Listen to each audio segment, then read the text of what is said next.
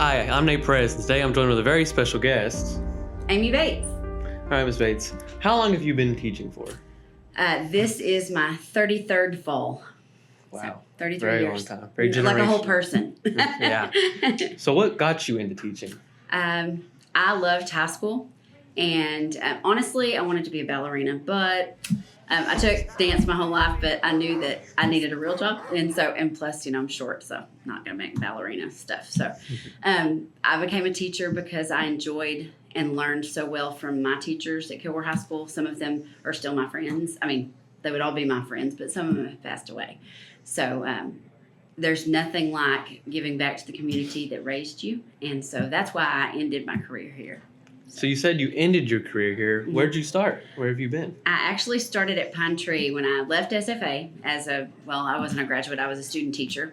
I had, we got to pick a assortment of schools, and I picked Pine Tree because when I was in school, it was really cool, and it was in Longview, they have a mall, so woohoo! And so I student taught at Pine Tree, and the very first person who opened the door for me was my future husband. So I taught 1 year of middle school, came running back to high school, not here, in my teaching career. So I taught at Sabine, taught at Fairfield, and that's the furthest I've gone is Fairfield. My husband and I moved to Fairfield after Pine Tree, and we were alone, no kids, and had to make a name for ourselves. Nobody knew our mamas or our daddies, and it was fun to move away. But when we had kids, coming back to East Texas to raise our kids was really important to both of us, so they would have grandparents and close. And but I've kind of lived my life around a phrase, bloom where you're planted. You've got to be happy where you are, or you'll be happy nowhere.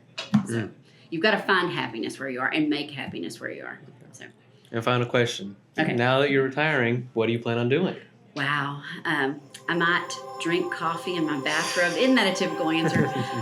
No, I will find something useful to do because I'm not a good sitter. I don't do well in the summer. Like unplanned time is like,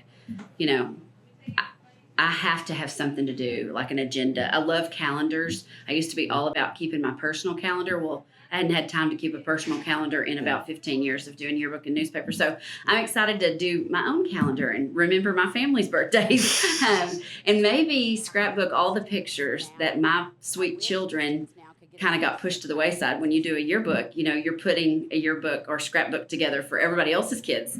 And so I have boxes at my house of my own kids' pictures that maybe I'll put in order. All right. So, well, thank you so much, Ms. Bates. And I'll miss you, Nate Perez. Thank you. And thank you, Ms. Kilgore Bates. High School, for being the best place to be. Yeah, we'll miss you. Wednesday. For sure.